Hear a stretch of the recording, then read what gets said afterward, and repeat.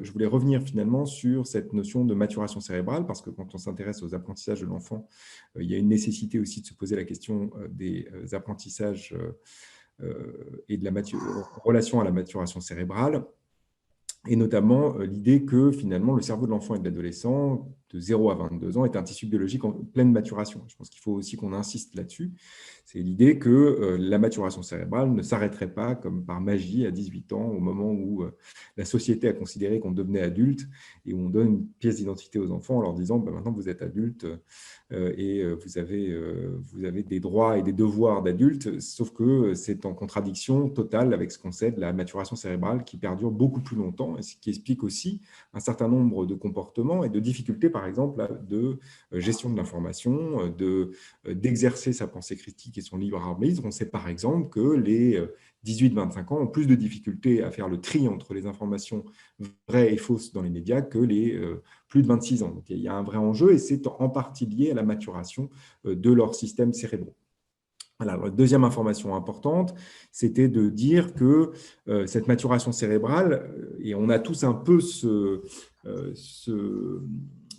biais, c'est-à-dire que l'âge étant un système chronologique, on a tendance à penser que le développement, de façon très générale, qu'il soit cognitif, socio-émotionnel ou la maturation cérébrale, s'opère de façon très linéaire et cumulative.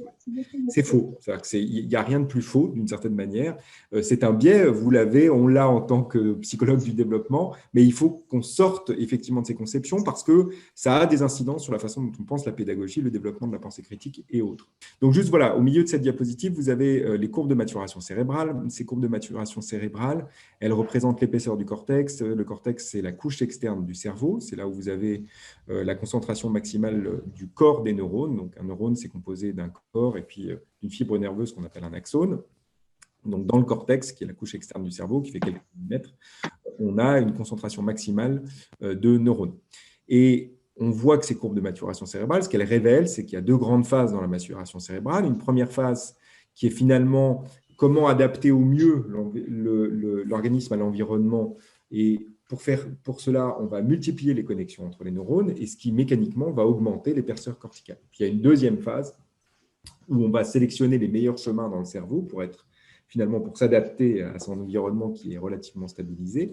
Et à ce moment-là, on a une diminution du nombre de connexions entre les neurones et mécaniquement, on diminue l'épaisseur corticale. Ce qui est important, surtout au-delà de cette question de ces courbes en U inversées, c'est surtout de prendre conscience que cette maturation, elle s'opère à différents rythmes dans différentes régions cérébrales. Donc, elle commence par les régions postérieures du cerveau, puis elle s'opère dans les régions associatives, là où vous convergez les différentes informations et là où elles peuvent être combinées les unes avec les autres. Mais la dernière partie du cerveau qui mature, c'est la région frontale, préfrontale, le siège de toutes nos fonctions de haut niveau, en passant du langage à la planification, à nos capacités d'abstraction, mais aussi à nos capacités de régulation, que ce soit des régulations émotionnelles ou cognitives. Et donc, la maturation asynchrone de ces différents systèmes font que le développement, il est plus chaotique, qu'il soit au niveau cognitif ou socio-émotionnel, qu'on ne pouvait le penser ou que Piaget, finalement, l'avait théorisé.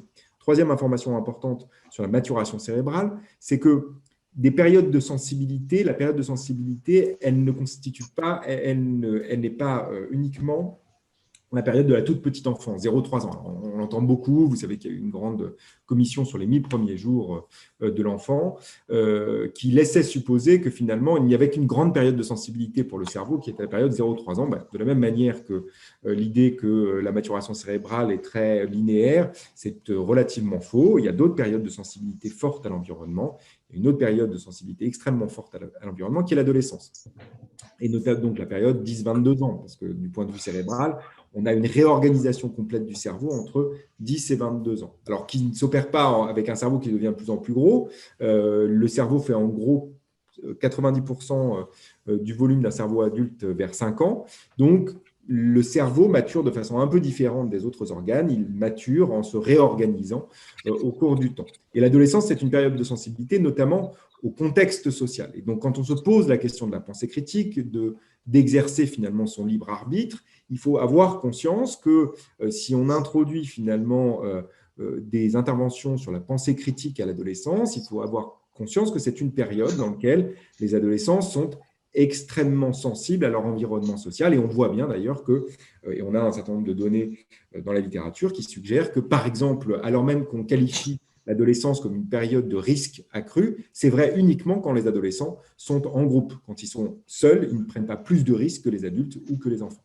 Donc on voit bien que se poser la question de la pensée critique, la capacité à finalement contrôler un certain nombre d'automatismes, qu'ils soient du domaine socio-émotionnel ou du domaine cognitif, il va falloir aussi le comprendre dans un contexte social particulier, et notamment à l'adolescence. Et puis la dernière partie de la diapositive complètement à droite, c'est juste une façon de représenter la maturation cérébrale un peu différemment, simplement de dire qu'au cours du développement, et notamment à l'adolescence, ce qui va se passer dans le cerveau, c'est une ségrégation progressive des réseaux, c'est-à-dire que les réseaux de neurones dans le cerveau vont se spécialiser pour certaines fonctions et en même temps, ils vont s'intégrer les uns avec les autres. Ce qui nous permet finalement d'accéder à un certain degré d'abstraction et aussi de métacognition, de connaissance de nous-mêmes par l'intégration de ces différents réseaux. En gros, cette capacité qu'on peut avoir à un moment donné de prendre conscience des processus cognitifs et socio-émotionnels qui sont mis en jeu dans nos prises de décision, mais aussi dans la résolution de problèmes plus ou moins complexes. Donc, à part si vous êtes un dualiste forcené, a priori, si la maturation cérébrale est dynamique et non linéaire, c'est difficile de concevoir que le développement cognitif et socio-émotionnel de l'enfant et de l'adolescent serait très linéaire et cumulatif, comme le supposait Jean Piaget. Donc, effectivement, depuis, je dirais, une cinquantaine, une soixantaine d'années, les travaux que nous avons menés dans la psychologie du développement a fortement remis en cause le modèle du développement cognitif de Jean Piaget, qui suggérait que l'intelligence de l'enfant se développait par 4 grands stades et qui permettait de passer d'une intelligence sensorimotrice chez le bébé entre 0 et 18 mois à une intelligence plus formelle à partir de l'adolescence, c'est-à-dire la capacité de raisonner de façon abstraite et surtout la capacité de comprendre finalement, alors que chez l'enfant, on considère que le possible est un cas du réel. À l'adolescence, ce que Piaget appelait l'abstraction réfléchissante, c'est la capacité de comprendre que finalement, le réel ne constitue qu'un des cas du possible. Et c'est extrêmement important, c'est-à-dire que exercer sa pensée critique, c'est aussi cela. C'est finalement sortir du réel pour penser de façon plus abstraite.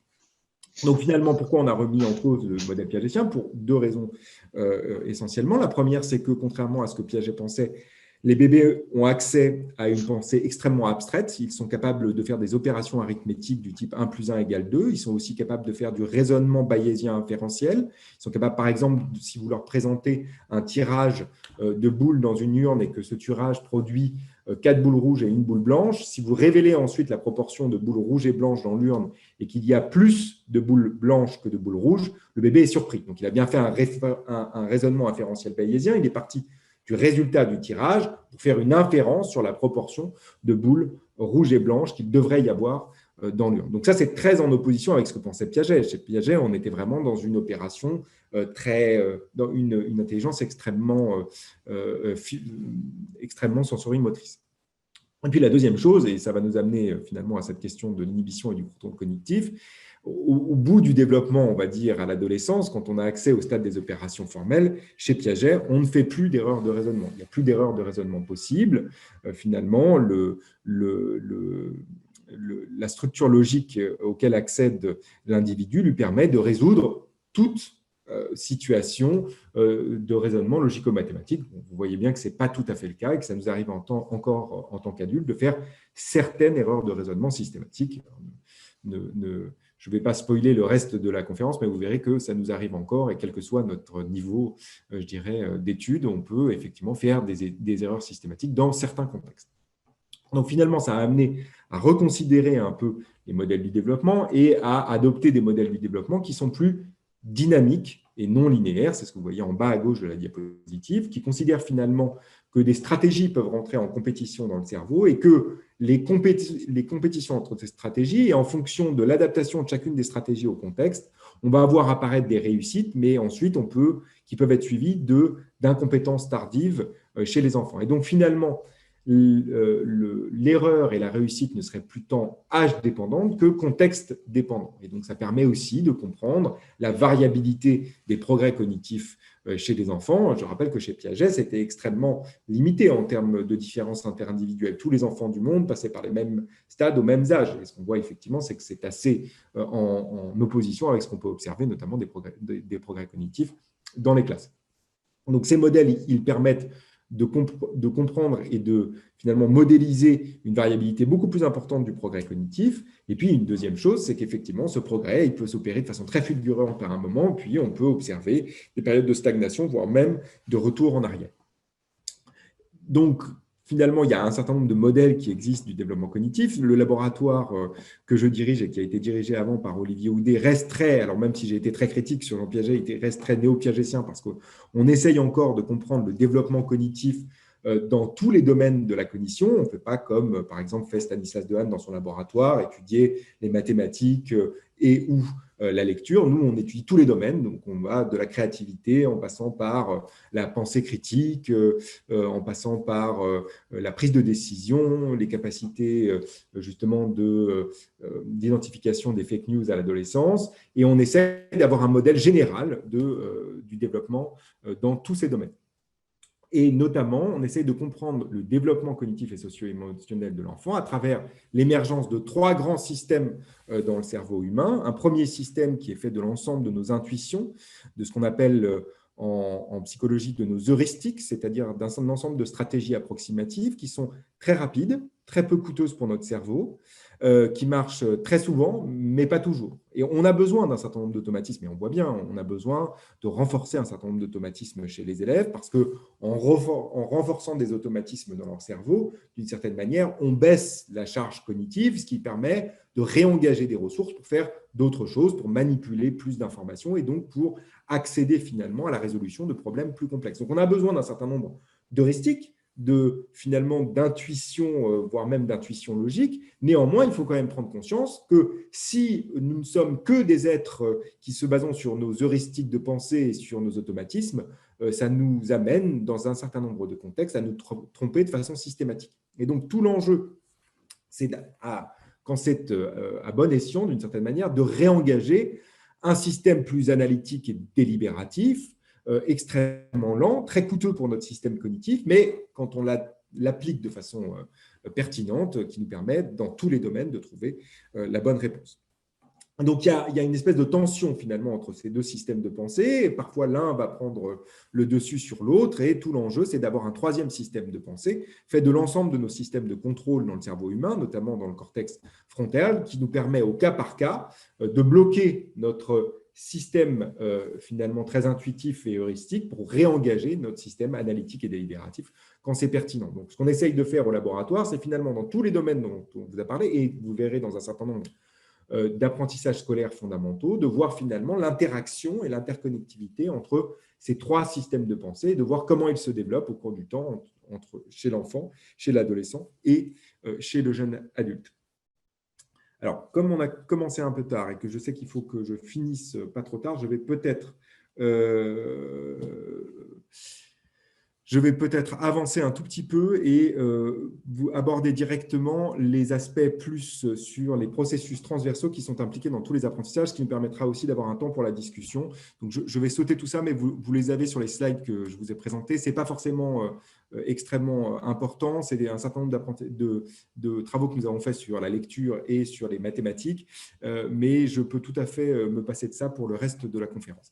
Alors, finalement, s'intéresser à ce 3e système de pensée, c'est s'intéresser à l'ensemble des processus de régulation dans le cerveau humain, que ce soit les régulations comportementales ou cognitives. Alors, pourquoi c'est important de s'intéresser aux processus de régulation, et notamment des régulations comportementales à l'école? Parce qu'on sait que ça peut constituer l'un des prédicteurs de la réussite académique. On le sait comment. Il y a un certain nombre de travaux qui ont été menés depuis les années 70 sur les capacités de contrôle de soi des enfants, notamment chez les très jeunes enfants. Et pour cela, on utilise une tâche qui a été développée en psychologie qui s'appelle la une tâche de gratification différée. Alors, si vous voulez regarder cette tâche-là et voir un peu à quoi elle ressemble, vous pouvez aller tester vous pouvez aller regarder sur Google, par exemple. Vous tapez test du marshmallow et vous verrez, il y a plein de petites vidéos qui présentent ce qui se passe quand on fait faire ce type d'expérience aux enfants. L'expérience est relativement simple. On présente à un enfant un marshmallow, c'est ce que vous voyez sur la partie gauche de la diapositive, et vous lui dites simplement, tu peux manger le marshmallow maintenant, ou si tu attends, quand je reviens, je t'en donne un deuxième. À ce moment-là, vous sortez de la pièce. Dans la pièce, il y a une caméra qui va filmer tous les comportements de l'enfant. Quand il essaye de résister à la tentation immédiate ou à la récompense immédiate, qui serait de manger maintenant le marshmallow, pour obtenir une gratification différée plus importante dans le futur, c'est-à-dire obtenir un deuxième marshmallow. Et cette étude qui a été menée par Walter Mischel dans les années 70, qu'est-ce qu'elle révèle? Elle révèle d'une part que les enfants, contrairement à ce qu'on pensait à l'époque, sont tout à fait capables de mobiliser des processus de régulation comportementale. Vous avez plus de 2 tiers des enfants de 4 ans qui sont capables d'attendre avant de manger le marshmallow. Vous n'en avez évidemment qu'un tiers qui attend la période pour obtenir un deuxième marshmallow, c'est-à-dire au maximum, l'expérience dure 10 minutes. Ne vous inquiétez pas, tous les enfants obtiennent un deuxième marshmallow à la fin de l'expérience. C'est juste qu'on essaye de finalement regarder la variabilité interindividuelle dans cette compétence-là. Il y a évidemment un effet développemental. Il y a plus de 2 tiers des enfants de 11 ans qui sont capables d'attendre 10 minutes pour obtenir un deuxième marshmallow. Et puis, troisième enseignement, il y a une variabilité interindividuelle forte sur cette capacité à engager des processus de régulation des comportements ou de contrôle de soi. Quatrième information importante, je voulais vous le dire parce que je l'entends beaucoup dans les conférences que je fais. J'entends souvent les professeurs qui se plaignent du fait que les enfants ont de plus en plus de mal à se concentrer, à rester assis pendant de longues périodes de temps, à contrôler leur comportement. Sachez qu'une étude a été menée l'année dernière qui a repris exactement le même paradigme expérimental mais testé chez les enfants de 2020, c'est-à-dire 50 ans après l'expérience originale. Et cette étude, elle est aussi intéressante parce qu'elle interrogeait les parents sur ce qu'ils pensaient des mécanismes de régulation des comportements de leurs enfants. Et la question qu'on leur posait, c'est est-ce que vous pensez que les enfants d'aujourd'hui ont des meilleures capacités de contrôle de soi que les enfants dans les années 70? Et évidemment, et ça ne vous surprendra pas, massivement, les parents pensent que les enfants d'aujourd'hui ont des moins bonnes capacités d'autorégulation de leur comportement que les enfants dans les années 70. Sauf que, effectivement, c'est l'intérêt de la méthode expérimentale. Ce que révèle cette expérience, c'est exactement le contraire. Les enfants d'aujourd'hui, dans la même tâche, exactement, sont meilleurs que les enfants dans les années 70. Et donc, évidemment, ça pose une question forte. C'est pourquoi, mais vous voyez que la réponse est un peu différente, c'est pourquoi les enfants n'engagent pas ces processus d'autorégulation de leur comportement, notamment en classe. Mais ce n'est pas tout à fait la même problématique. Ils ont la capacité de le faire. C'est pourquoi ils ne mobilisent pas cette compétence en classe notamment. Alors, la slide que je vous présente ici, c'est une étude qui a été une étude longitudinale qui a été menée à partir des années 70. Et cette étude, elle vise finalement à déterminer quels sont les prédicteurs de la réussite, les prédicteurs dans l'enfance, de la réussite scolaire, de la réussite professionnelle, de la santé physique, de la santé mentale et du bien-être une fois devenus adultes. Donc, pour faire ça, on suit une cohorte d'enfants pendant plus de 30 ans. Donc, ça, c'est une étude qui a été menée au Canada et qui a suivi plus de 1000 enfants de l'âge de 3 ans jusqu'à ce qu'ils deviennent adultes. Donc, c'est une étude qui prend à peu près 30 ans pour en trouver les résultats. Et on a mesuré chez ces enfants entre 4 et 11 ans leur capacité de contrôle de soi, leur quotient intellectuel et le statut socio-économique des familles dont ils étaient issus. Et puis, comme ensuite, on a suivi cette cohorte à l'adolescence, on a regardé par exemple leur réussite académique, est-ce qu'un certain nombre d'enfants sont sortis du système éducatif, on a pu regarder aussi un certain nombre de variables liées à leur engagement dans des conduites à risque, et puis ces mêmes enfants, on les a suivis à l'âge adulte et on a regardé notamment un ensemble de variables liées qui permettent d'évaluer la santé physique, la santé mentale et le bien-être de ces adultes. Et comme tout ça, c'est la même cohorte, on peut se poser la question à quel point les différences interindividuelles observées dans la réussite scolaire, la réussite académique, la santé physique, la santé mentale et le bien-être à l'âge adulte peuvent être attribuées à la variabilité interindividuelle observée chez l'enfant, soit sur le contrôle de soi, soit sur le quotient intellectuel, soit sur le statut socio-économique. Alors, cette étude, elle révèle ce qu'on sait déjà un peu, c'est en fait que le quotient intellectuel n'est pas le meilleur prédicteur de l'ensemble de ce dont on vient de parler. C'est-à-dire que les différences de quotient intellectuel entre 4 et 11 ans expliquent moins bien les différences interindividuelles observées dans la réussite scolaire, dans la santé physique, la santé mentale, le bien-être une fois devenu adulte, que d'autres types de facteurs. Et on sait par exemple qu'un des facteurs qui explique très bien ça, c'est le statut socio-économique des familles dont sont issus les enfants. Vous savez que c'est un des grands maux dont souffre notre système éducatif. Nous sommes l'un des systèmes éducatifs, voire le système éducatif des pays de l'OCDE, des pays industrialisés, dans lesquels les inégalités éducatives, et notamment les inégalités éducatives dues au niveau socio-économique des familles dont sont issus les enfants, est la plus importante. Donc, c'est ça, en fait, le vrai problème de notre système éducatif, hein, au-delà de la problématique que le niveau en maths baisse, c'est que les inégalités se creusent. Et les dernières données qui viennent de sortir de l'ADEPE, notamment sur les évaluations nationales en CP, elles sont extrêmement inquiétantes, contrairement à ce que dit le ministre. C'est-à-dire que de dire que finalement, il y a eu un rattrapage des pertes d'apprentissage qui avaient pu se faire suite au confinement, c'est une chose, mais le plus problématique, c'est que manifestement, les inégalités se sont creusées, encore une fois, mais ce qui était attendu, parce que si vous laissez les enfants dans leur environnement familial, vous avez évidemment un creusement des inégalités éducatives. Donc c'est, je pense, effectivement, un signal d'alerte fort pour le monde de l'éducation. Indépendamment de cela, dans cette étude en tout cas, ce qui explique le plus finalement, l'ensemble de ce dont on a parlé, c'est-à-dire la réussite éducative, la santé physique, la santé mentale et le bien-être devenu adulte, c'est les capacités de contrôle de soi. Et donc, ça pose un vrai questionnement pour notre système éducatif. Peut-être que voilà le type de compétences qu'il faut réussir à développer dans un système éducatif, c'est-à-dire les capacités d'autorégulation des comportements et puis vous verrez aussi les capacités de contrôle cognitif. C'est ce que finalement on appelait jusqu'à maintenant les compétences psychosociales, qu'on appelle aujourd'hui les compétences socio-émotionnelles, mais dont on sait qu'elles sont aujourd'hui les meilleurs prédicteurs, par exemple, de l'adaptation au monde du travail. Et c'est donc évidemment un questionnement fort pour notre système éducatif. Ça veut dire que c'est peut-être cela que devrait être l'objectif de notre système éducatif. Et ce n'est pas, je veux dire, une espèce de lubie d'un chercheur dans sa tour d'ivoire, hein. Il y a des systèmes éducatifs, et notamment ceux qui fonctionnent le mieux, même dans les évaluations internationales comme PISA, qui ont comme objectif premier de développer les compétences socio-émotionnelles. Et sans dire qu'il ne faut pas continuer à apprendre à lire, écrire, compter, raisonner et respecter autrui, mais simplement que par le biais, c'est tout l'enjeu de cette journée, par le biais de ces apprentissages scolaires fondamentaux, comment on peut développer des compétences transverses dont on sait qu'elles sont les compétences à développer pour notre adaptation et pour l'adaptation des élèves dans le monde que nous connaîtrons dans 10-15 ans. Puisque c'est ça l'objectif d'un système éducatif. C'est indépendamment de quel est le monde aujourd'hui, d'avoir une vision prospective et de se dire quelles sont les compétences dont nous aurons besoin d'ici 15 ans. Et c'est très clair, les compétences dont on aura besoin, c'est des compétences socio-émotionnelles. Donc, le vrai enjeu de notre système éducatif, c'est comment on développe ces compétences socio-émotionnelles à travers les apprentissages scolaires fondamentaux. Alors, le contrôle de soi, c'est une chose, mais vous verrez que ce contrôle de soi, il s'exerce aussi à un niveau plus cognitif, sur des stratégies qui peuvent rentrer en compétition, notamment la compétition entre ce premier système de pensée fait de nos intuitions, de nos heuristiques, qu'on renforce finalement fortement à l'école, et puis ce deuxième système de pensée analytique et délibératif, et ce troisième système qui nous permet au cas par cas finalement de bloquer nos heuristiques et nos intuitions pour réengager nos systèmes analytiques et délibératifs. Alors, je voulais vous faire travailler un tout petit peu et je vais vous demander de résoudre un petit problème très simple.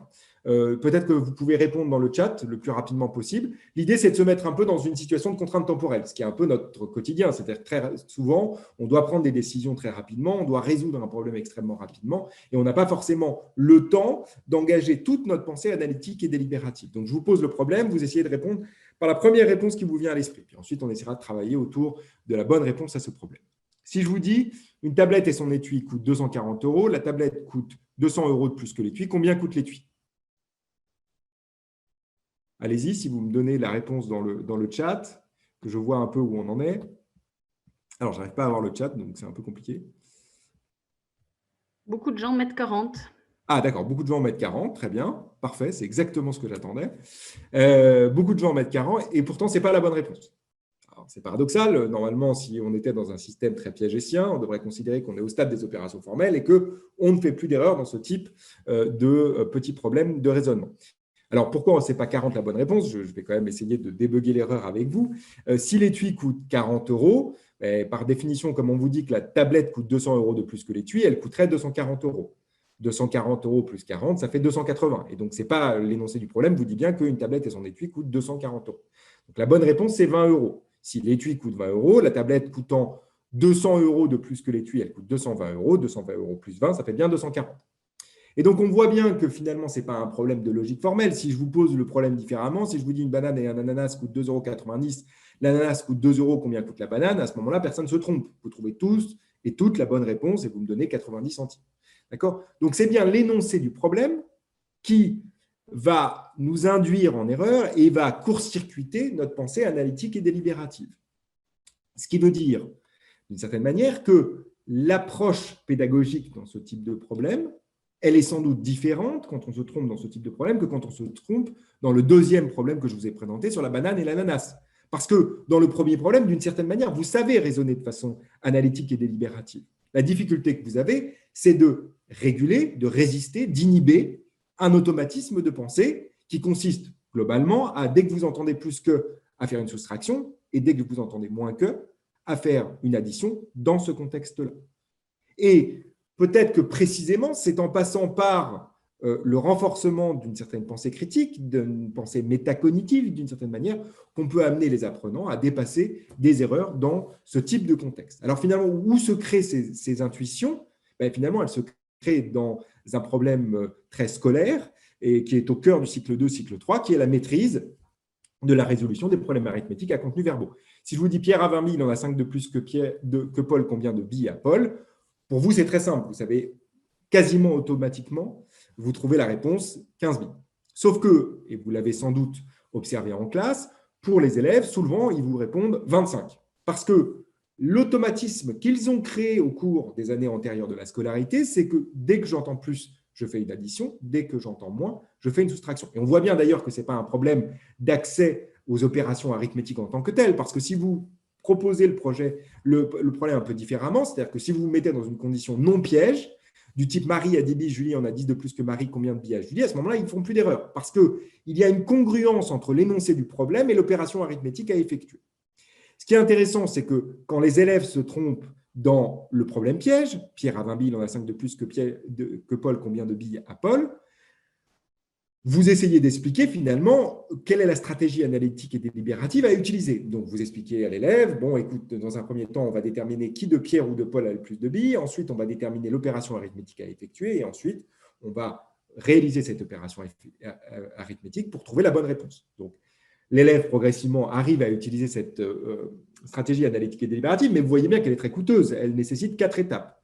Et dans le même temps, alors même que vous êtes en train de transmettre des règles logiques à l'élève, il va construire des stratégies approximatives, des heuristiques. Et ici, la stratégie qu'il va construire, c'est si plus que, je fais une soustraction, si moins que, je fais une addition.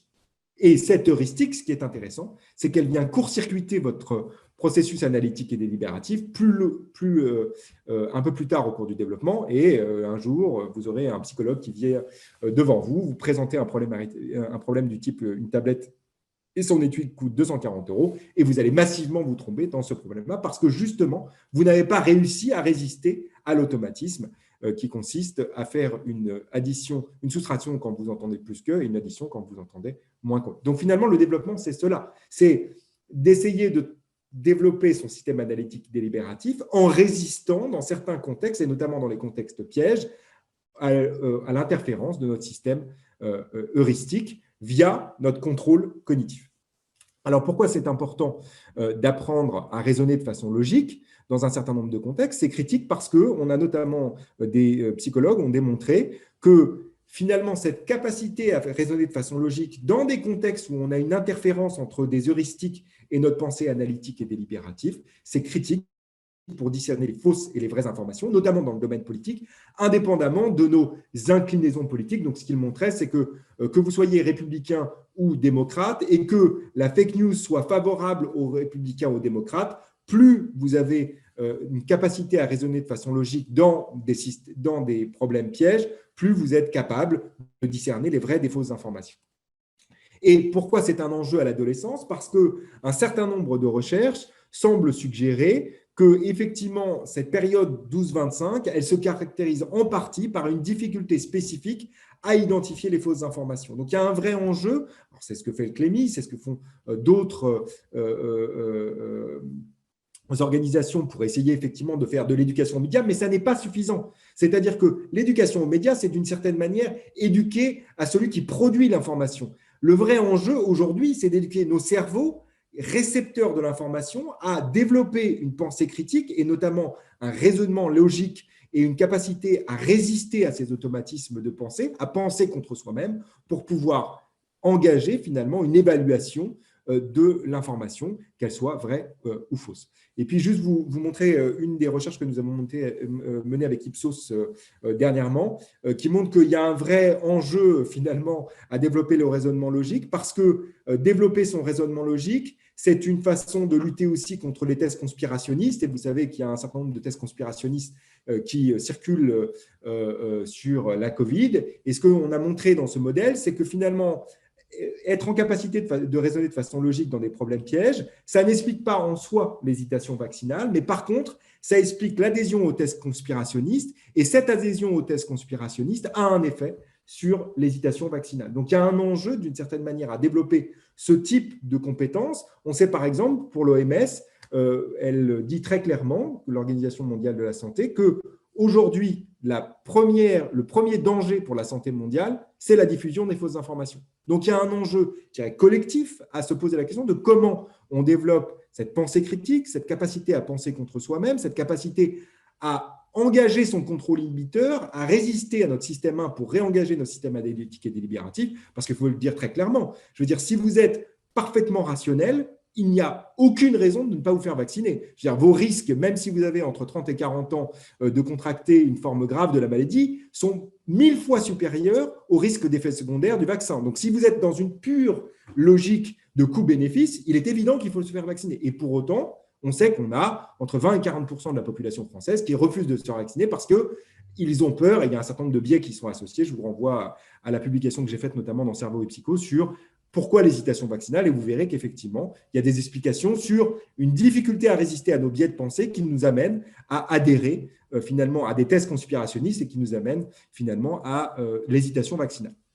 Alors, qu'est-ce qu'on peut faire finalement? Quelle pédagogie on peut imaginer dans ce contexte-là? Et finalement, une stratégie qui semble fonctionner, c'est d'appeler à des processus métacognitifs, c'est-à-dire à l'identification des biais de raisonnement dans notre cerveau et à l'apprentissage de la résistance cognitive à ces biais. Alors, pour montrer ça, on utilise des paradigmes finalement classiques en psychologie des apprentissages, un pré-test. Donc, on va évaluer les compétences logiques des élèves avant et après intervention. Et puis, on va de façon aléatoire placer les élèves dans deux types d'apprentissage. C'est ce que vous voyez en bas de la diapositive. Un apprentissage à l'inhibition, c'est-à-dire à identifier le biais qui produit l'erreur systématique dans une tâche de raisonnement. On utilise un matériel didactique extrêmement simple qui s'appelle un attrape-piège, dans lequel on modélise le processus d'inhibition par ces hachures. Donc, on va dire à l'élève, tu as envie de répondre la réponse, par exemple, A3 dans ce problème. C'est une réponse biaisée, c'est la réponse produite par ton système 1, ton système heuristique. Dans ce contexte piège, ça ne fonctionne pas. Il faut donc apprendre à inhiber cette réponse. Et donc, on va utiliser une fiche transparente et on va mettre la réponse sous la fiche transparente. Et ensuite, on va expliquer la règle logique à utiliser dans ce contexte-là. Et puis, on va comparer les progrès cognitifs de ce groupe-là par rapport à un groupe qui a un apprentissage, je dirais, plus classique, dans lequel on explique simplement la règle logique, la stratégie exacte qu'il faut utiliser dans ce type de problème. Et ce que présente cette étude, c'est finalement le progrès cognitif entre le pré-test que vous voyez sur les histogrammes du haut par rapport au post-test que vous voyez sur les histogrammes du bas. Ce que vous voyez ici, c'est la proportion d'élèves qui donnent la bonne réponse dans ces problèmes-là. La proportion d'élèves qui donnent la bonne réponse, juste pour vous donner un peu la difficulté de raisonner dans ce type de contexte, c'est en bleu foncé. Donc, vous avez dans chacun des groupes, que ce soit le groupe qui va ensuite participer à une intervention pédagogique dans laquelle on va expliquer la règle à utiliser, ou que ce soit le groupe qui utilise avec lequel on va utiliser une stratégie plus métacognitive pour essayer de l'aider à dépasser des erreurs systématiques dans ce contexte-là, vous en avez 3 sur les 18 qui donnent la bonne réponse. Mais ce qui est intéressant, c'est qu'est-ce qui se passe après l'intervention. Et ce qu'on voit, et c'est les histogrammes de droite, c'est qu'il n'y a que dans le groupe dans lequel on a une approche métacognitive, dans lequel on fait prendre conscience des biais et on apprend à inhiber ces biais, dans lequel on a un progrès cognitif, dans lequel quelques apprenants passent de la réponse biaisée à la réponse logique. Et ce que vous avez tout à droite de la diapositive, c'est la formidable neuroplasticité du cerveau suite à des apprentissages quand on a le bon levier pédagogique. Ici, c'est les mêmes apprenants avant et après intervention pour ceux qui changent leur réponse entre le pré-test et le post-test. Et ce que vous voyez effectivement, c'est que quand les élèves donnent une réponse biaisée, ils activent dans ce contexte-là plutôt les aires postérieures du cerveau et dans la mesure où ils sont à même de recruter des processus de contrôle cognitif et de changer leur réponse et de passer d'une réponse biaisée à la réponse logique, ils réengagent finalement les parties antérieures de leur cerveau, c'est-à-dire les parties préfrontales. Donc, une des réponses finalement aux difficultés qui se posent, c'est qu'effectivement, il faut penser à un apprentissage aux biais cognitifs et à la résistance à ces biais cognitifs par des approches métacognitives. Alors pourquoi c'est critique? Parce que ça a des incidences très claires dans la vie de tous les jours. Une étude qui a été publiée en 2020 qui est extrêmement intéressante, c'est une étude qui essayait au début de l'épidémie d'évaluer à quel point les adultes étaient en mesure d'imaginer la diffusion du virus au sein de la population. Et quand vous demandez de faire ça spontanément à des adultes, ils ont finalement une conception très linéaire de la diffusion du virus. C'est-à-dire qu'ils ont du mal à imaginer une diffusion exponentielle du virus dans la population. Et il suffit que vous fassiez une petite séquence métacognitive dans laquelle vous expliquiez justement aux adultes qu'en règle générale, quand ils pensent des systèmes complexes, ils pensent finalement de façon linéaire, mais qu'au contraire, dans ce type de problématiques liées à la diffusion et à la contamination au sein d'une population, il faut penser ça de façon exponentielle. À ce moment-là, d'une part, ils sont capables effectivement de prédire l'exponentialité de la diffusion du virus dans la population générale, mais en plus, ça les amène à mieux respecter les gestes barrières et la distanciation physique. Donc, ce n'est pas un vain mot d'apprendre finalement à penser contre soi-même. Apprendre à penser contre soi-même, ça a des incidences sur notre santé, sur la prise de décision qu'on va faire, ce qu'on peut faire, et finalement d'arriver d'une certaine manière à être le plus adapté possible à l'environnement dans lequel nous évoluons. Donc, tout ça, finalement, c'est dans la vie de tous les jours, mais ça a des incidences aussi pour l'école et pour les apprentissages scolaires fondamentaux. Et il y a un certain nombre d'apprentissages dans lesquels, précisément, on doit mobiliser ces capacités de contrôle cognitif. Et notamment ce qu'on a montré au laboratoire, en travaillant dans une démarche très collaborative avec les enseignants dans leur classe, en passant du laboratoire à la classe et de la classe au laboratoire, notamment via des groupes formation-action qu'on avait menés il y a une vingtaine d'années dans l'académie du Calvados. On a pu identifier un certain nombre, enfin, les professeurs ont identifié un certain nombre d'erreurs systématiques dans certains apprentissages scolaires fondamentaux. Et fort de ces observations, on a retourné au laboratoire pour faire de la recherche fondamentale sur les processus qui pouvaient expliquer ces difficultés systématiques rencontrées par les élèves. Et ensuite, on est revenu vers les enseignants pour leur dire voilà ce qu'on a observé, pas voilà quelle est la pédagogie que vous devez utiliser dans vos classes, puisque ça n'est pas l'expertise que nous avons dans un laboratoire comme le nôtre. L'expertise que nous avons, c'est sur les lois générales de l'apprentissage dans le cerveau humain, et l'expertise pédagogique, elle reste du domaine des enseignants. Et tout l'enjeu, c'est de faire finalement dialoguer ces deux communautés. Donc, on a travaillé par exemple sur la comparaison des lettres en miroir comme le B et le D. Vous savez qu'il y a une prévalence forte de ce type d'erreurs, notamment en grande section de maternelle et au CP, mais qui vont perdurer même un peu plus tard au cours du primaire. C'est tout à fait normal. Ce n'est pas du tout une marque, par exemple, de la dyslexie. Les élèves ont des difficultés à comparer le B et le D parce que apprendre et acquérir un outil culturel comme la lecture, ça nécessite de reconfigurer son cerveau et notamment de réutiliser des zones du système visuel qui, à l'origine, étaient spécialisées dans la reconnaissance des objets pour qu'elles se spécialisent progressivement dans la reconnaissance des lettres. Sauf que ces neurones dans le système visuel, ils ont une propriété qui est extrêmement adaptative pour reconnaître les objets, c'est qu'ils généralisent en miroir. C'est-à-dire que si vous présentez un visage, par exemple, orienté vers la droite ou vers la gauche, vos neurones vont répondre exactement de la même manière. Alors, c'est évidemment adaptatif pour la reconnaissance des visages, mais c'est délétère pour la reconnaissance des lettres dont l'image en miroir constitue une autre lettre. Et donc, ce qu'on a montré, c'est que quel que soit votre niveau d'expertise en lecture, pour reconnaître un B et un D, vous devez apprendre, votre cerveau doit apprendre à inhiber la généralisation en miroir pour pouvoir dire que B est différent de D. On a travaillé aussi sur la résolution des problèmes arithmétiques à contenus verbaux, où on a montré ceux que je vous ai présentés, où on a montré typiquement que pour résoudre ce type de problème, cette capacité repose en partie sur la capacité à apprendre à résister. S'il y a plus, je fais une addition. À l'heuristique, s'il y a plus, je fais une addition. S'il y a moins, je fais une soustraction. On a travaillé aussi sur des problématiques un peu plus complexes dans le domaine des mathématiques, sur par exemple la comparaison des nombres rationnels. Vous savez que les élèves ont tendance à considérer qu'1,4 est plus petit qu'1,342 parce que finalement, ils ont tendance à considérer, ils utilisent une stratégie approximative qu'ils ont construite au moment de l'apprentissage de la comparaison des nombres entiers. Vous savez que quand on apprend à comparer les nombres entiers aux élèves, on leur dit tu dois comparer les unités, les dizaines, les centaines, les milliers, les milliers. Sauf que c'est extrêmement coûteux et que pendant ce temps-là, leur cerveau va développer une stratégie approximative qui consiste à dire mais en fait, plus il y a de chiffres dans un nombre, plus il est grand. Oui, c'est vrai, mais ça ne fonctionne que dans le domaine des nombres entiers. Et si vous faites un transfert négatif vers les nombres rationnels, vous allez vous tromper de façon systématique. Et ici, effectivement, ce qu'on a montré, c'est que apprendre à résoudre des nombres, à comparer la magnitude des nombres rationnels, ça repose en partie sur la capacité à inhiber l'heuristique.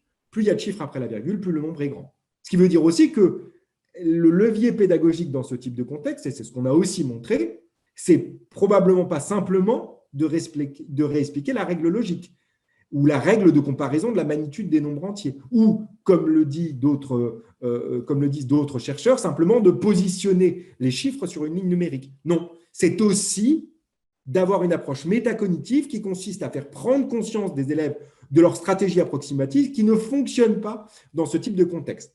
On a travaillé aussi sur la comparaison des nombres, des fractions, du type fractions qui ont des numérateurs communs.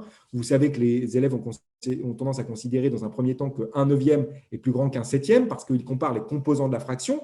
Stratégie qui fonctionne très bien quand vous avez des fractions avec des dénominateurs communs, mais qui ne fonctionne plus quand on introduit les fractions avec des numérateurs communs. Et très honnêtement, les difficultés vont aller croissantes parce qu'avec la décision qui a été prise dans les programmes de mathématiques de n'introduire les fractions avec des dénominateurs communs uniquement en primaire et de ne pas introduire de fractions avec des numérateurs communs, au moment où les élèves vont rentrer au collège, vous allez avoir une représentation de cette stratégie approximative de comparaison des composants de la fraction. Donc, il va avoir encore plus de mal à comparer les fractions qui ont des numérateurs communs. Et là, réellement, je pense que si on n'en passe pas par une stratégie métacognitive, on va avoir des difficultés qui vont s'accentuer en mathématiques, notamment dans les raisonnements sur les nombres rationnels. Alors, ce n'est pas uniquement de l'ordre des mathématiques, c'est vrai aussi dans le domaine de l'orthographe, par exemple. On a montré que les enfants ont des difficultés à comparer, à orthographier les verbes dans les phrases du type « je les pilote », où ils ont tendance à mettre un S à pilote, parce qu'encore une fois, ils ont construit une heuristique du type « s'il y a les, je mets un S au mot qui suit », qui fonctionnait bien sur la marque du pluriel sur les noms, mais qui ne fonctionne plus, évidemment, dans ce type de phrase. Donc là aussi, on a montré que l'élève doit, en partie, apprendre à inhiber cette heuristique pour pouvoir correctement orthographier les verbes dans ce type de phrase. Alors, ce n'est pas uniquement les élèves et ce n'est pas réservé aux élèves du primaire et du secondaire. Notre président de la République, dans le livre d'or qu'il a signé pour les cérémonies autour du général de Gaulle, a fait une erreur d'attraction monumentale sur un verbe et il a orthographié le verbe avec « nous » qui précédait le verbe, sauf que dans ce contexte-là, c'était la troisième personne du pluriel qu'il fallait utiliser. Donc, on voit bien que c'est vrai à tous les âges de la vie, on ne dépasse jamais finalement ces stratégies approximatives. Ce qu'on apprend à faire, c'est on apprend à les contrôler. Et tout ça participe finalement à un développement des processus qui sont clés dans la pensée critique. On a travaillé aussi sur les conceptions naïves en physique et en biologie, notamment sur la problématique de la masse volumique et le rapport entre masse volumique et flottabilité des objets. Et là aussi, ce qu'on montre, c'est que les conceptions naïves que peuvent avoir les élèves sur l'ensemble des phénomènes physiques et biologiques ne disparaissent pas au cours du temps. Ils sont maintenus et effectivement, il peut y avoir des difficultés spécifiques pour les élèves à acquérir certains concepts scientifiques parce qu'ils rentrent en contradiction avec leur conception naïve et qu'ici aussi, il faut apprendre à résister à ces biais pour pouvoir mobiliser ces concepts scientifiques. Dans le domaine du raisonnement hypothétique ou déductif, je vous ai déjà présenté ça. Et on a travaillé aussi sur les capacités d'empathie et de tolérance, et on a notamment montré que apprendre à être empathique, apprendre à comprendre la différence de l'autre, c'est en partie avoir la capacité de prendre sa perspective sur le monde, ou en tout cas de comprendre qu'il peut avoir une perspective différente de la nôtre, et que ça repose en partie sur notre capacité à inhiber notre biais égocentré, parce que spontanément, on a tendance à voir le monde par nos propres lunettes déformantes, et donc de considérer que notre système de valeurs est un système de valeurs partagé par tous. Donc, ça va me permettre de passer sur deux slides pour avancer un tout petit peu. Je vais aller jusque-là et je voulais juste finir là-dessus très rapidement. Je ne sais pas si j'ai encore un peu de temps ou s'il faut que je finisse ma conférence très rapidement. Mais j'en ai pour 5 minutes. Est-ce que je continue ou est-ce que je m'arrête? Je pense que… Oui, vous pouvez continuer un petit peu. Il n'y a pas de problème. Très bien. Très bien. Donc, je vais juste vous montrer les dernières recherches que nous menons, notamment avec la plateforme collaborative et pédagogique Léa.fr, qui est une plateforme portée par l'éditeur Nathan. Donc, ce n'est pas les Léa de l'IFE, c'est la plateforme Léa.fr, qui est une plateforme dans laquelle plus de 130 000 professeurs sont inscrits et dans lequel nous avons un laboratoire virtuel et qui nous permet de faire de la recherche participative et collaborative avec les professeurs volontaires. Et on a, depuis maintenant 3 ans, mené des grands projets de recherche sur l'ensemble des académies. Ça nous permet aussi de ne pas travailler qu'avec les écoles de l'Académie de Paris, Créteil et Versailles, mais d'aller beaucoup plus loin, de pouvoir effectivement toucher plus de territoires. On travaille même dans toute la francophonie parce qu'on a des écoles aujourd'hui, des lycées français en Chine, on travaille avec Madagascar, on travaille avec des pays d'Afrique francophone, on travaille avec le Québec notamment, sur des projets de recherche qui sont co-construits. C'est-à-dire qu'on n'est pas dans une démarche où on vient en disant voilà ce qu'il faut faire dans la classe, voilà le projet qu'on veut mener. On est vraiment dans une co-construction d'une thématique de recherche avec les enseignants. Alors, on a commencé par faire une visioconférence interactive sur le cerveau auprès de 160 classes de cycle 1, 2 et 3, plus de 4000 élèves. On a eu plus de 800 questions sur ces questions-là. Et effectivement, comme le rappelait très gentiment Olivier au début de la conférence, ça nous a permis, par exemple, de prendre conscience qu'effectivement, il était important aujourd'hui de créer des ressources pédagogiques autour du cerveau parce qu'on sait que promouvoir les connaissances sur le cerveau, c'est une façon de changer les connaissances, les conceptions implicites de l'intelligence chez les élèves et notamment de passer d'une conception implicite très fixiste de l'intelligence, on est bon ou mauvais élève, à des conceptions plus malléables dans lesquelles, si on apprend, si on fait des efforts, on peut transformer son cerveau et donc acquérir des compétences. Et c'est un levier extrêmement fondamental, sauf que, paradoxalement, on commence à parler du cerveau dans nos écoles vers 13-14 ans, alors même qu'on milite avec Olivier Houdet pour que ce soit effectivement quelque chose qu'on aborde dès la maternelle, parce que si on arrive à jouer suffisamment tôt sur ce type de conception, c'est un levier pour diminuer les inégalités éducatives dans notre système éducatif. Et puis la deuxième chose qu'on a fait, en potentialisant finalement, en se servant de la formidable expertise qu'ont les enseignants dans leur classe et leur capacité à observer le comportement des élèves, on a essayé de cartographier des erreurs récurrentes qui sont liées à des difficultés à résister à des automatismes qui se sont créés dans des années antérieures de la scolarité. On a réussi à identifier avec eux plus de 74 erreurs. Ensuite, on a fait une troisième étape qui était intéressante parce que la problématique a été proposée en fait par la communauté pédagogique qui nous disait mais finalement, si c'est si important ces processus de résistance aux automatismes, de contrôle inhibiteur, on voit bien que nous, dans nos classes, on a un certain nombre de situations ludiques notamment qui nous permettent de développer ce type de processus de contrôle inhibiteur.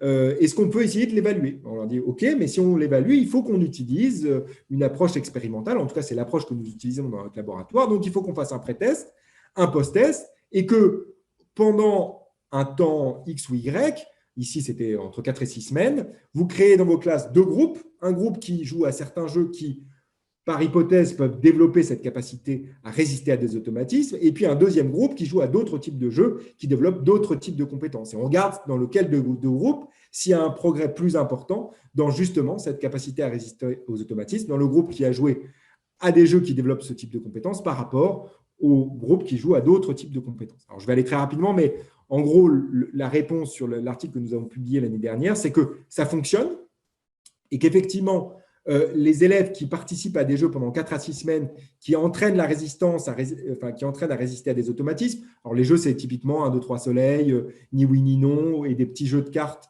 comme Bataflash ou Salade de cafard. Ça a effectivement la capacité à développer des compétences de contrôle inhibiteur, de résistance aux automatismes. Alors, je ne vais pas rentrer dans le détail, mais sachez qu'effectivement, c'était intéressant parce que toute cette expérience, elle a été menée complètement par les enseignants dans leur classe. C'est-à-dire que nous, on n'a eu qu'un rôle finalement d'accompagnement, mais le matériel a été créé par les enseignants, les interventions ont été créées par les enseignants, la collecte de données et les interventions ont été menées par les enseignants, et ensuite, on a colligé l'ensemble des données dans toutes les classes.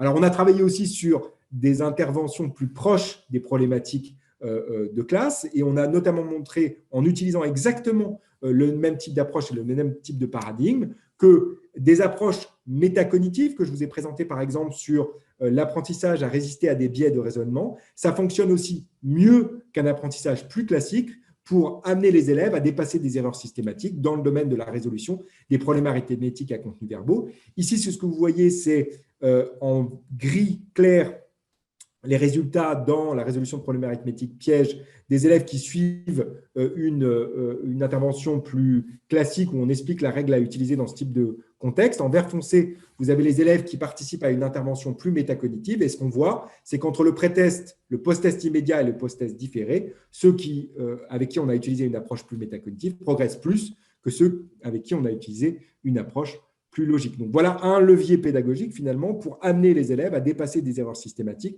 dans certains problèmes pièges. Donc, tout ça pour vous dire que c'est de la recherche fondamentale, mais qu'on va jusqu'au bout du processus et qu'on a proposé avec notamment un conseiller pédagogique de l'Académie de Paris, un certain nombre de jeux qui permettent de développer cette capacité à résister à des automatismes. Alors, des jeux pour la maternelle, comme les FlexiGames, et puis toute une séquence pédagogique pour le primaire, pour les enfants lecteurs et non lecteurs, qui permettent d'entraîner le cerveau à résister et qui se base sur tout ce dont je vous ai parlé aujourd'hui. On a aussi créé des ressources, comme le disait Olivier, pour les professeurs, le cerveau et les apprentissages, mais aussi pour les élèves de 5 à 11 ans sur leur connaissance du cerveau. Et puis, je vais finir simplement en remerciant et en vous présentant tous les membres de l'équipe qui participent à créer toutes ces connaissances dans le domaine des lois de l'apprentissage dans le cerveau humain. La recherche est une aventure collective et l'ensemble de mes collègues participent effectivement à essayer d'apporter finalement un certain nombre de réponses sur ces questions-là.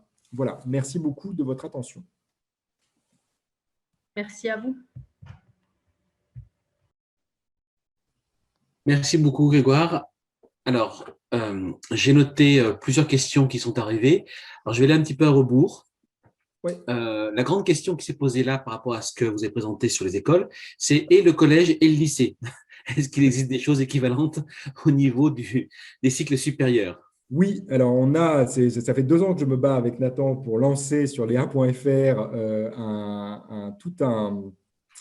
exactement le même projet, mais pour le collège dans un premier temps, puis pour le lycée. Et donc, on a lancé ça cette année. On a une grosse intervention en cours sur l'évaluation d'une intervention au collège sur apprendre à apprendre, dans lequel on présente un certain nombre de connaissances sur le cerveau, mais on donne aussi des connaissances sur la mémorisation, sur l'attention, sur les capacités de concentration, sur les capacités de résistance aux automatismes. Et on essaye d'évaluer effectivement si ça change d'une part les conceptions naïves sur le cerveau des adolescents, mais si aussi à plus long terme, ça pourrait avoir des effets sur leurs résultats scolaires, parce qu'on pense beaucoup qu'effectivement, il y a un enjeu à transmettre de façon extrêmement explicite les outils qui sont nécessaires à l'apprentissage, alors que ce soit au collège, mais dans le même temps, on fait exactement la même chose avec Sciences Po sur la maternelle, parce que je suis absolument persuadé qu'un des leviers pour diminuer les inégalités éducatives, c'est de transmettre ces outils qui nous permettent finalement de rentrer dans les apprentissages. D'accord. Alors, autre question de Cécile Pourtout. Est-il encore temps au lycée de développer les compétences psychosociales? Est-ce que ce n'est pas trop tard finalement? Alors, c'est toujours la même chose. L'idéal, c'est de commencer le plus tôt possible. Mais encore une fois, ce que je n'ai pas réussi à vous montrer, parce qu'on était un peu limité par le temps, c'est que le cerveau a une formidable plasticité. Il est capable de se reconfigurer suite à des apprentissages et qu'il n'y a rien qui est vraiment écrit et qu'on peut toujours trouver. alors c'est un peu métaphorique, mais de nouveaux chemins dans le cerveau. On peut toujours entraîner, en ayant les bons leviers, finalement, des mécanismes de neuroplasticité et des transformations au niveau comportemental chez les lycéens, mais ça demande effectivement peut-être des approches pédagogiques un peu différentes, et puis aussi de libérer du temps. C'est-à-dire qu'il faut bien comprendre que développer ces compétences socio-émotionnelles, c'est un peu comme la lecture et les mathématiques. On ne peut pas considérer qu'en 1 heure, on a réglé le problème des compétences psychosociales. Il va falloir qu'effectivement, dans tous les enseignements, et c'est bien ce qu'a fait, par exemple, le choix qui a été fait par le système éducatif en Colombie-Britannique, c'est que, non pas de dire on va faire ça à côté, comme s'il y avait les compétences du socle qui étaient détachées des compétences académiques et des compétences scolaires. C'est de dire que dans chacune des disciplines, dans chacun des apprentissages scolaires, comment on peut imaginer des situations pédagogiques qui appellent à développer des compétences psychosociales. Et je crois que si on arrive à faire ça, c'est là un levier extrêmement puissant pour effectivement qu'on puisse les entraîner de façon assez régulière et de façon assez intensive. Est-ce qu'il y a un moyen de trouver je ne sais pas un catalogue, mais une liste d'activités un peu liées aux matières? Alors, on a vu un exemple en maths, on voit l'exemple en français, en lettres. Est-ce qu'il y a d'autres exemples pour d'autres matières, en langue, en histoire-géographie, en SVT? Est-ce que ce matériel existe un peu déjà? Alors, il n'existe pas complètement. C'est une des cartographies. La cartographie, l'idée, c'est qu'effectivement, il faut, et ça, on le sait depuis un certain temps au laboratoire, il faut qu'on la diffuse beaucoup plus. C'est-à-dire qu'il y a déjà eu un travail qui a été fait, notamment sur le primaire. On veut essayer de faire la même chose sur le collège et sur le lycée. Et je pense que ça doit être quelque chose de participatif et collaboratif et qui se nourrit progressivement. Parce que finalement, moi, j'ai beaucoup d'enseignants qui, à la fin des conférences, me disent « Ah tiens, mais moi, dans ma matière, j'ai ça et maintenant, je comprends pourquoi. » Alors, nous, on a travaillé, par exemple, avec… moi, j'ai un groupe que je suis de physique-chimie en première et terminale de l'Académie de Versailles, sur lesquels on a travaillé justement à essayer d'identifier ce type d'erreur. Alors, typiquement, en première terminale, c'est la problématique que les notations entre les maths et la physique, on peut avoir des interférences. Typiquement, vous notez f de x, une fonction en maths, qui va devenir x de t en physique, et que ça peut créer des difficultés et ça peut créer des interférences. Donc, on essaye progressivement, finalement, de développer ce type de cartographie des situations pièges dans lesquelles on peut avoir des interférences entre système analytique délibératif et système heuristique. Une question très simple, y a-t-il un moyen de trouver la liste pour le primaire?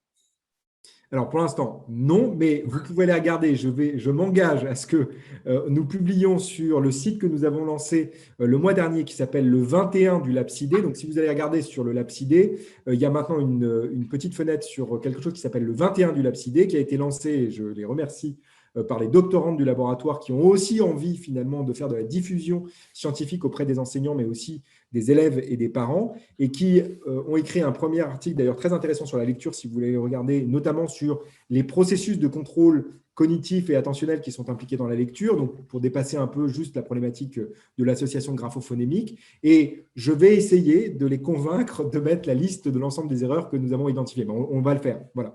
Donc, j'essaye en tout cas, sous un mois, qu'elle soit disponible. Je ne vous promets pas que j'y arriverai dès la fin de la semaine, mais je m'engage à ce qu'on essaie d'ici un mois de le mettre sur ce site-là. D'accord. Vous avez parlé de système éducatif qui répondait mieux au développement de ces compétences psychosociales. Par exemple, quel système semble le plus efficace en Europe pour lutter contre les biais cognitifs? Alors, contre les biais cognitifs, il y a notamment, celui qui est un peu ce qui fait référence, c'est quand même le système finlandais, parce qu'effectivement, il y a des approches qui sont extrêmement différentes de l'entrée dans les apprentissages. Vous savez qu'ils sont en train d'abandonner, par exemple, une approche par matière et par discipline, et qu'ils ont une façon d'aborder les apprentissages qui est très différente de la nôtre. Après, il faut toujours qu'on fasse attention.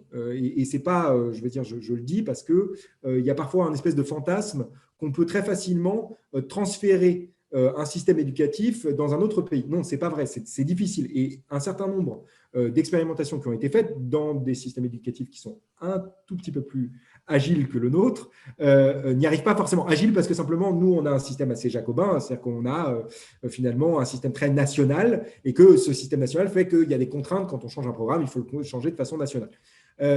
Quand on a des pays qui ont essayé, par exemple, d'appliquer le système éducatif finlandais, ça n'a pas forcément fonctionné. Parce qu'un système éducatif, c'est aussi en rapport avec un pays, une culture, et que ça peut poser des difficultés. Donc, il va falloir, voilà, c'est un peu ça l'enjeu. Il faut qu'on invente notre éducation à la française qui permettrait de renforcer aussi ces compétences socio-émotionnelles. Et ça ne suffira pas d'aller regarder ailleurs. C'est ça que je veux dire. On peut s'en inspirer. Mais il va falloir qu'on y réfléchisse collectivement.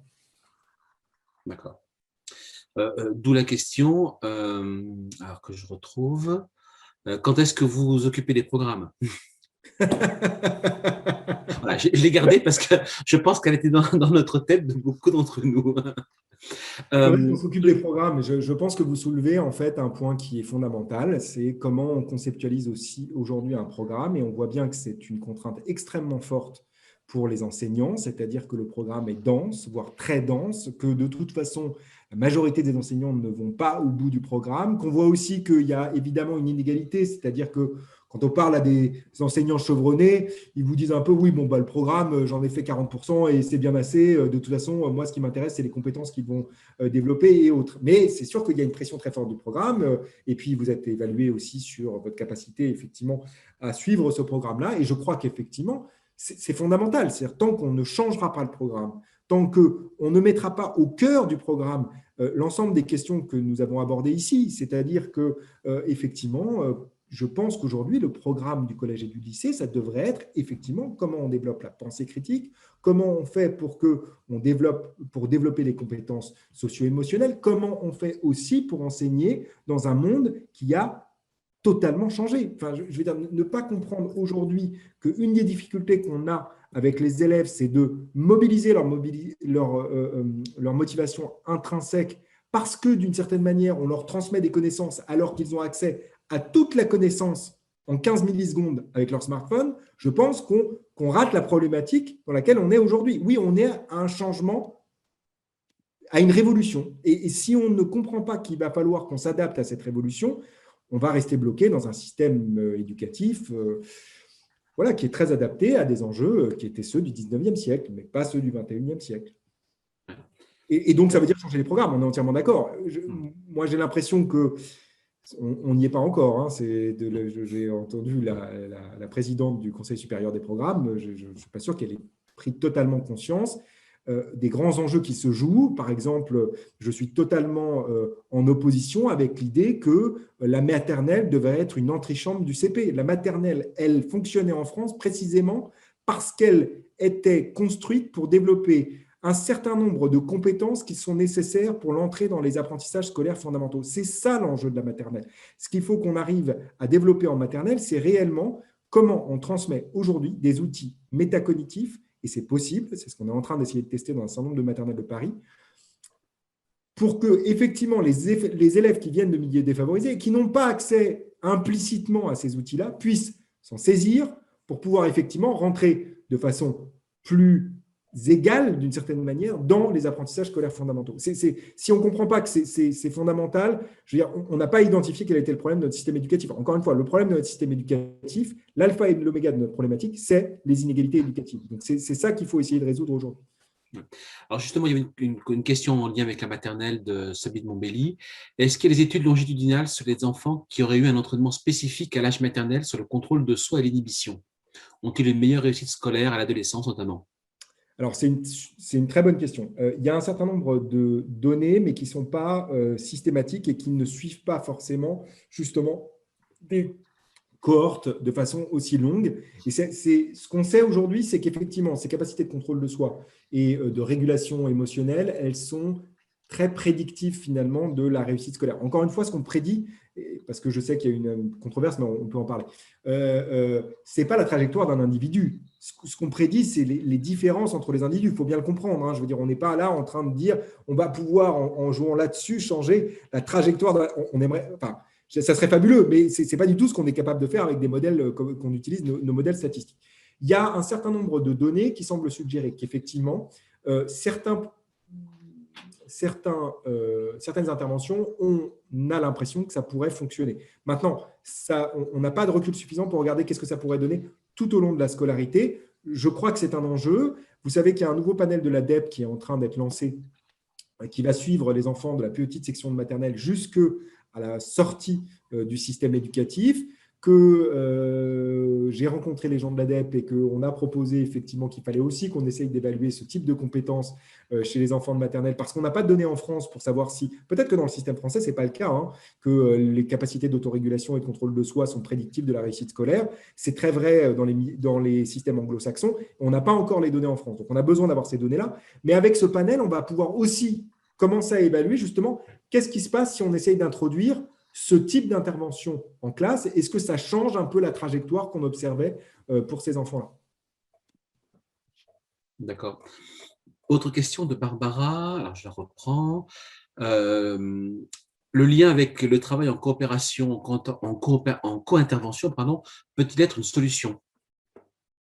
C'est une des solutions, c'est-à-dire que je crois qu'effectivement, plus on va réussir à structurer des situations d'apprentissage dans lesquelles on favorise finalement l'émergence de compétences psychosociales, moi je les appelle socio-émotionnelles, appelons les psychosociales, plus on aura finalement un entraînement répété de ce type de compétences. Je pense néanmoins que ce n'est pas suffisant. C'est-à-dire qu'il y a aussi une nécessité de faire prendre conscience aux élèves justement de ces compétences qu'ils doivent mobiliser dans leurs apprentissages. Et parfois, on laisse trop de choses à l'implicite dans le système éducatif. Et je crois réellement qu'il faut expliciter cela, et que si on arrive à faire prendre conscience de tous ces fils rouges, de tous ces regroupements finalement de situations indépendamment des disciplines qui mobilisent les mêmes types de compétences, plus on donne des leviers finalement aux élèves pour mobiliser ces compétences-là. D'accord.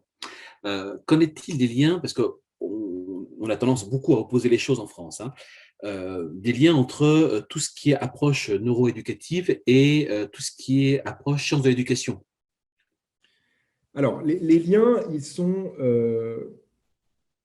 ils dépendent finalement, il faut comprendre que ce n'est pas des blocs. Et c'est difficile à comprendre. Hein. Je veux dire, je pense que quand on est de l'extérieur, on a l'impression qu'on a l'approche neurosciences de l'éducation et puis de l'autre côté, les approches sciences de l'éducation, et que tout ça sont deux blocs homogènes. Si vous regardez dans les neurosciences de l'éducation, vous voyez bien que je n'ai pas tout à fait le même discours que d'autres neuroscientifiques. De la même manière, si vous allez regarder dans les sciences de l'éducation, il y a un certain nombre de gens dans les sciences de l'éducation qui n'ont pas tout à fait le même discours, et qu'effectivement, on a des moments de convergence. C'est difficile, hein, je ne vous le cache pas, parce que c'est vrai qu'il y a des positions très marquées des uns et des autres. Il y a aussi, je dirais, des positions qui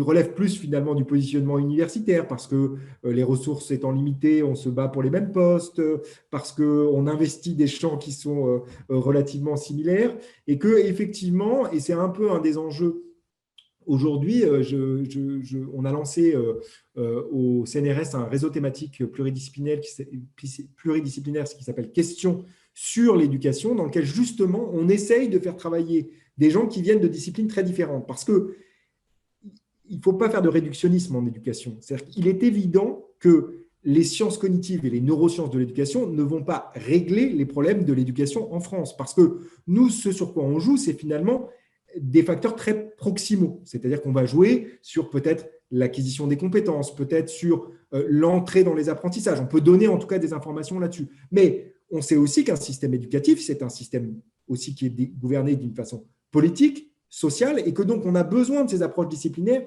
et de faire coexister ces différents dialogues. Parce que si on n'arrive pas d'une certaine manière à les faire dialoguer, on n'arrive pas à rendre compte de l'ensemble de la complexité d'un système éducatif et de l'analyser aux différents niveaux d'observation. Et puis la dernière chose, c'est que je crois qu'au-delà des sciences de l'éducation, ce qui est fondamental, et c'est un peu pour ça qu'on a créé Léa, c'est d'associer la communauté éducative. Je suis absolument persuadé qu'on ne peut pas passer que par un processus top-down, et que ça doit nécessairement passer aussi par un processus bottom-up, enfin pas que des processus descendants, mais aussi des processus ascendants, et que je crois beaucoup au fait que faire de la recherche collaborative et éducative, collaborative et participative entre des chercheurs et des enseignants, c'est une façon de s'acculturer à nos réalités. Parce que finalement, moi, en tant que… on est un peu particulier au Lab Ciné parce qu'on va beaucoup dans les classes, mais Si je suis un chercheur qui va peu dans les classes, ben finalement, je ne comprends pas très bien quelle est la complexité d'une classe. Je n'arrive pas très bien à comprendre pourquoi, alors même que j'ai montré dans mon laboratoire que ça fonctionnait très bien, cette intervention, pourquoi ça ne marche plus du tout dans une classe, ben tout simplement parce que moi, dans un laboratoire, je vais isoler des variables. Alors vous, dans une classe, vous ne pouvez pas isoler des variables. Vous avez de multiples variables qui interagissent les unes avec les autres. Donc, il faut prendre aussi le temps. Et ça, c'est quelque chose d'important dans notre système éducatif. C'est que j'entendais dernièrement un nouveau programme qui va viser finalement à être lancé dans plus de 500 écoles directement, alors qu'on ne sait pas du tout si ça fonctionne. Prenons le temps, faisons dans 5-10, évaluons précisément avec différents types de méthodologies qualitatives et quantitatives, et si ça fonctionne, on passe à 50 avant de généraliser directement à 50 ou 100.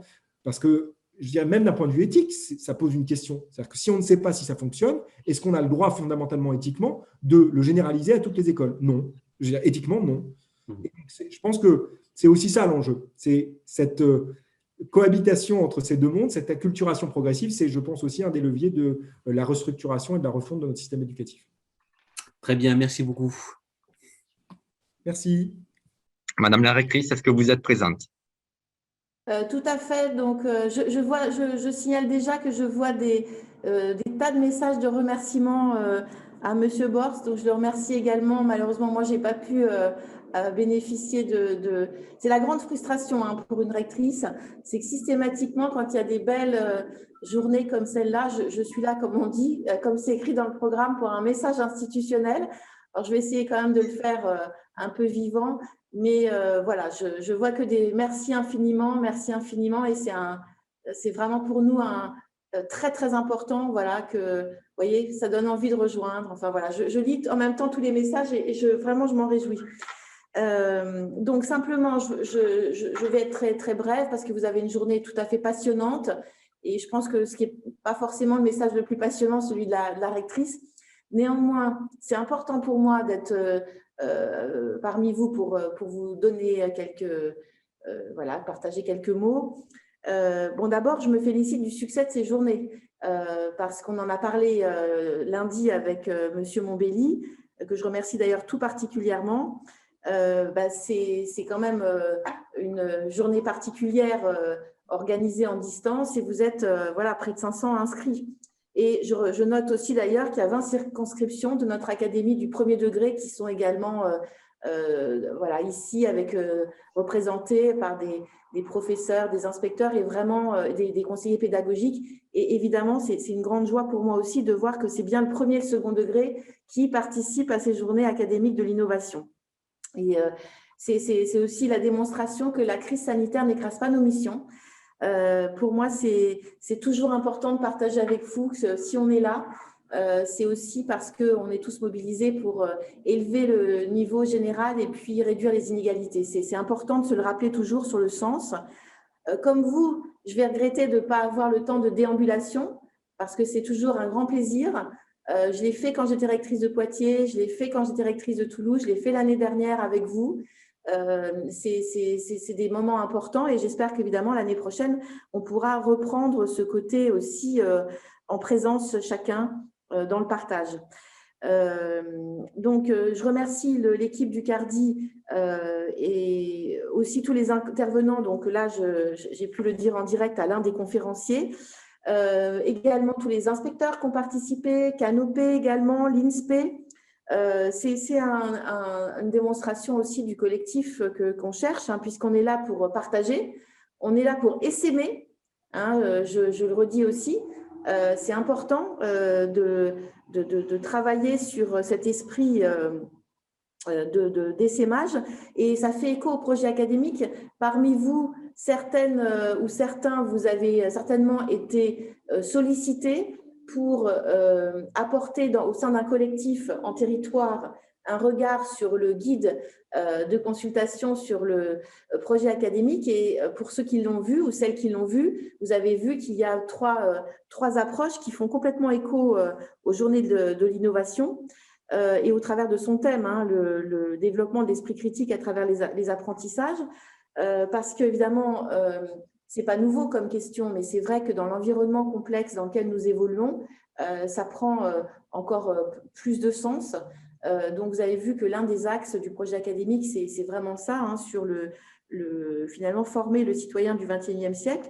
Et moi, je suis toujours très sensible à ces réflexions sur les compétences socio-comportementales, sur la dimension émotionnelle, sur la dimension cognitive et comment finalement, depuis le plus jeune âge jusqu'à l'université, on s'y retrouve dans les apprentissages et ça prend un sens dans dans le développement personnel du jeune et son parcours. Donc, ça fait effectivement écho au projet académique, comme je vous le disais. Ça fait aussi écho à la notion de débat, à quelque chose qui nous mobilise énormément autour finalement de débattre en classe, de débattre dans la partie aussi de vie scolaire et dans le cadre du respect de chacun et des valeurs de la République. Et puis aussi, ça fait écho, cette journée, à la méthode qui est proposée dans l'axe 3 du projet académique et qu'on retrouve aussi dans le Grenelle de l'éducation, notamment dans le colloque. Si vous avez pu voir la synthèse du colloque scientifique, être les professeurs au XXIe siècle, c'est la dimension de partage continu entre pairs, hein, et d'amélioration continue, finalement, de développement professionnel. Moi, je souhaite que ça soit de plus en plus visible pour vous. On le voit aussi dans notre feuille de route RH de l'académie. On va discuter en CTA donc avec le secrétaire général vendredi. Ça a été présenté aux organisations syndicales dans un GT il y a quelques jours. Finalement, comment tout cela, c'est pas seulement ce que je disais, l'élévation générale et la réduction des inégalités, c'est ça avec le développement et l'épanouissement professionnel de chacun, d'ailleurs dans une identité pluricatégorielle que vous représentez aujourd'hui. Voilà, donc c'est ce que le terme de communauté apprenante, moi, me convient bien. Je pense que c'est ce que vous réalisez aujourd'hui. Je vous donne un autre exemple très concret. L'année dernière, une des collègues a été primée au prix du Conseil scientifique de l'éducation nationale. Donc, ça, c'est une chose. Et cette année, dans les réflexions que nous avons dans le premier degré pour le plan maths et le plan français, la question qu'on se pose, c'est lorsque un professeur participe à une constellation, je dirais, élément phare, hein, du plan maths et du plan français, c'est bien pendant une année. Et qu'est-ce qui se passe après? Comment, justement, on fait durer ça? Comment on peut constituer un collectif apprenant? Donc, pour moi, c'est vraiment des problématiques sur lesquelles vous pouvez vous pencher aussi avec l'appui du CARDI, dans un esprit de confiance, parce qu'effectivement, si on n'a pas cette confiance entre nous dans ces collectifs, faire tomber certaines barrières de temps en temps, y compris celle de la classe, hein, de l'ouverture, ouvrir sa classe, eh bien, c'est, je pense, un gage, cette confiance, de la confiance qu'on doit transmettre pour eux-mêmes aux élèves. Dans l'introduction de la synthèse du colloque scientifique professeur au XXIe siècle, la première chose qui est dite, c'est que les petits Français, parmi les pays de l'OCDE, sont ceux qui ont le moins confiance en eux. Je pense que ça peut nous interroger et que ça peut être un beau sujet de travail qui est tout à fait dans l'esprit de votre journée, de notre journée académique de l'innovation. Donc voilà, je suis très heureuse que les chercheurs puissent nous permettre à la fois des éclairages et des prises de hauteur par des interventions comme aujourd'hui, mais aussi au quotidien pour certains des projets que vous partagez dans un suivi. Effectivement, je suis très sensible à la dimension, moi, de recherche translationnelle, c'est-à-dire vraiment aussi avec des problématiques qui sont exprimées par vous-même, la rigueur et participer à des travaux qui sont de rigueur scientifique. Je suis donc heureuse d'avoir pu dire quelques mots à cette journée qui est pour moi une journée essentielle dans la vie de l'académie, qui fera, j'espère, des petits. Hein. Mon message, c'est profiter d'une part, développer et puis essaimer. Et donc, voilà, je vous souhaite de très belles journées, une très belle journée. Enfin, c'est sur plusieurs jours, je crois, Monsieur Montbelli. Hein. Voilà, donc de très belles journées académiques de l'innovation. Et puis, je vais vous laisser en compagnie des chercheurs et des conférenciers et de vous tous pour continuer vos travaux, dont je sais que j'aurai des synthèses sur les éléments saillants par encore une fois Monsieur Le Cardi, que je remercie beaucoup pour avoir porté ce projet un peu inhabituel dans sa configuration, mais je suis certaine que ça va être très productif également. Donc, je vous salue et puis je vous laisse en très bonne compagnie. Au revoir.